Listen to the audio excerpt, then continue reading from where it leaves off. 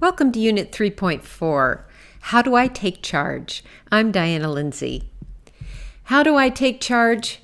First of all, with full compassion for yourself, with deep humility about what it is you're going to do, and with complete detachment from outcome. I know these are three very challenging things, but adopting them will make you so much happier and will make your way so much easier. And why? It's because of the brain and how our brain works. We long to make sense of the world. As Daniel Kahneman in Thinking Fast and Slow says, the sense-making machinery of System 1 makes us see the world as more tidy, predictable, and coherent than it really is. The illusion that one has understood the past feeds the further illusion that one can predict and control the future. But this turns out not to be the case, because the world is a lot more complex than that. And the role of luck is very important. Kahneman goes on to say the comparison of firms that have been more or less successful is to a significant extent a comparison between firms that have been more or less lucky. He talks about this as the illusion of understanding. We believe that we can look to the past. In business, for example, we would take our most successful companies, try to understand what they did, and then replicate it. But in the companies listed in the book Built to Last, the gap in corporate profitability and stock returns between the outstanding firms and the less successful firms shrank to almost nothing in the period following the study.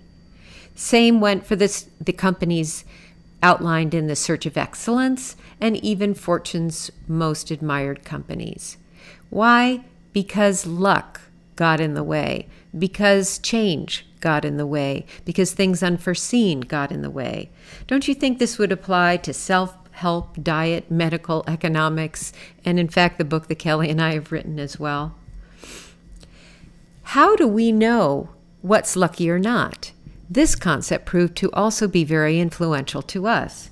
There's a Zen story that we read to our grandchildren that made a big difference. It's the story of the farmer and a horse. Once upon a time, there was an old farmer who had worked his crops for many years. One day, his horse ran away. Upon hearing the news, his neighbors came to visit. "Such bad luck," they said sympathetically. "Maybe," the farmer replied. The next morning, the horse returned, bringing with it 3 other wild horses. "Oh, how wonderful!" the neighbors exclaimed. "Maybe," replied the old man. The following day, his son tried to ride one of the untamed horses, was thrown and broke his leg. And the neighbors again came to offer their sympathy. "What bad luck!" "Maybe," answered the farmer.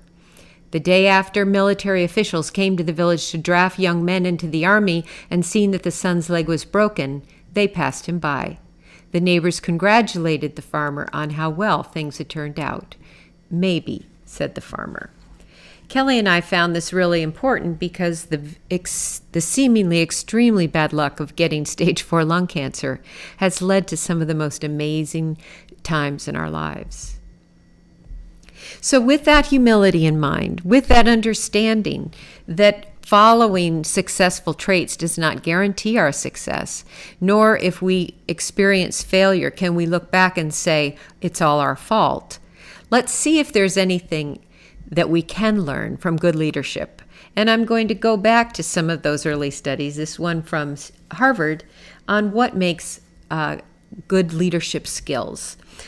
There are 7 of them, and we're going to go through each one in turn. The first is that good leaders focus on strengths. When an organization's leadership fails to focus on the strengths, the odds of an employee being engaged in their work are a dismal 1 in 11. When an organization's leadership focuses on the strengths of its employees, however, the odds soar to almost 3 in 4. And when they focus on and invest in the employee's strengths, the odds of each person being engaged goes up 8-fold. So think of that in terms of the systems of your body, the various systems within your mind, and how your spirit works, and try to see what your own strengths are. This will be an exercise we'll have at the end of this unit. Good leaders act from their deepest values and instincts. Instead of being externally directed, complying with others' wishes. They behave according to their own values and are internally directed. Instead of being selfish, placing their own interests above the group, they put the collective good first. And here I would just substitute the collective good of the body.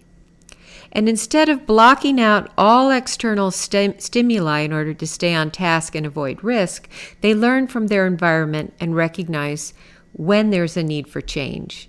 Now, this is the one that I think we can play both ways, because sometimes it takes being really internally listening to find out what our body needs.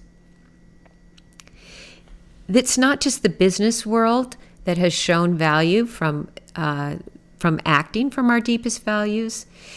In the health world, researchers have discovered that the mindful processing of information results in various positive health-related outcomes, including increased longevity.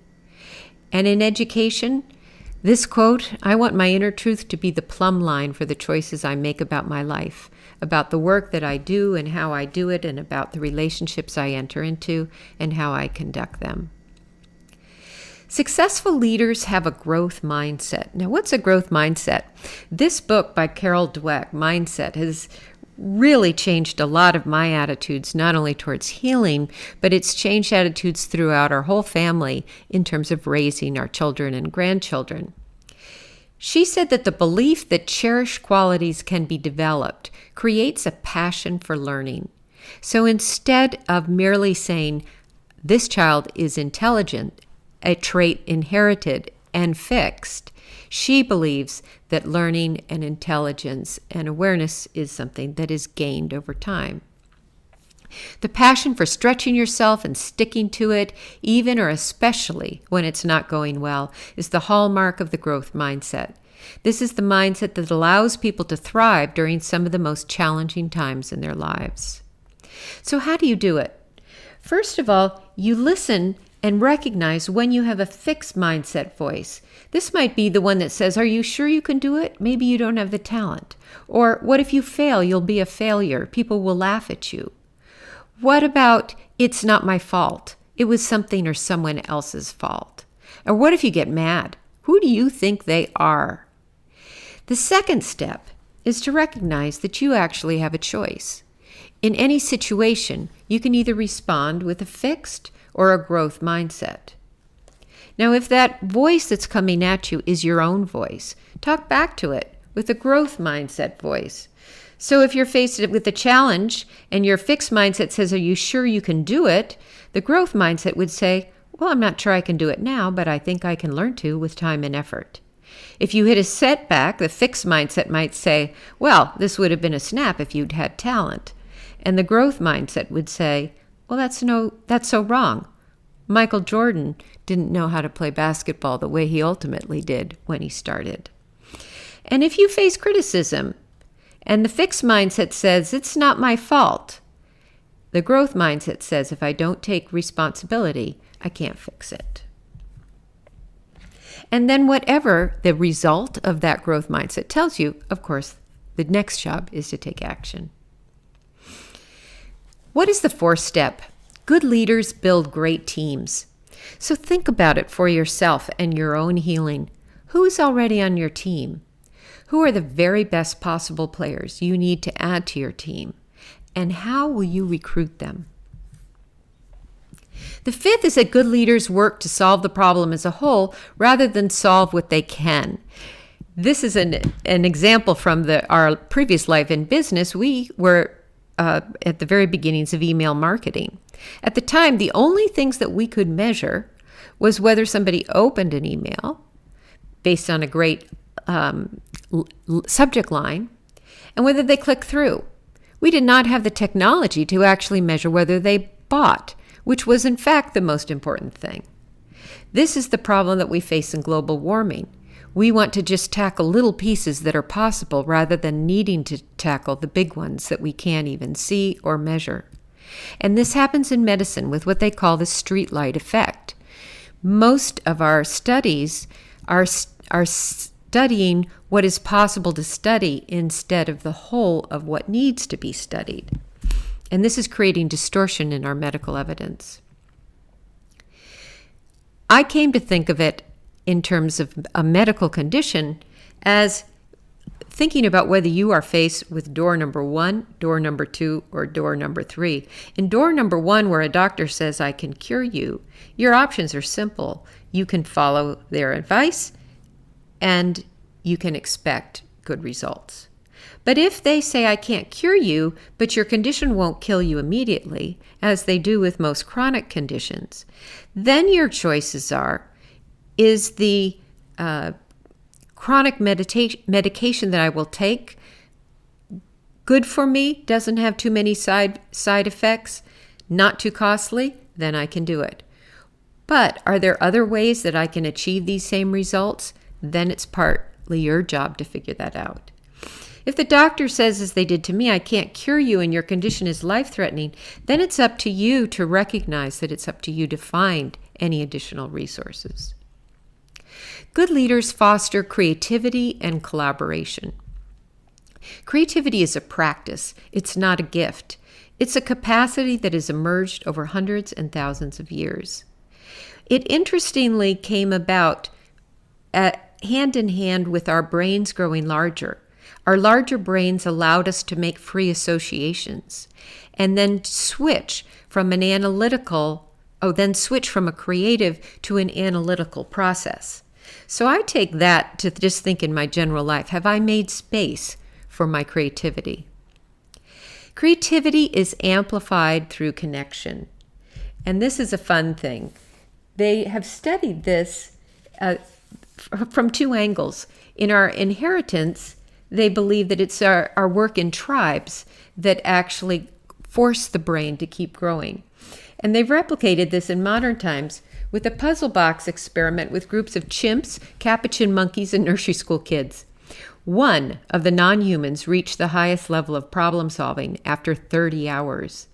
But 15 out of the 35 kids did because they were able to teach each other. Good leaders are humble. Humility is the only lens through which great things can be seen, and once we have seen them, humility is the only posture possible. And they are capable of holding paradox. I want to learn how to hold the paradoxical poles of my identity together, to embrace the profoundly opposite truths that my sense of self is deeply dependent on others dancing with me, and that I still have a sense of self when no one wants to dance.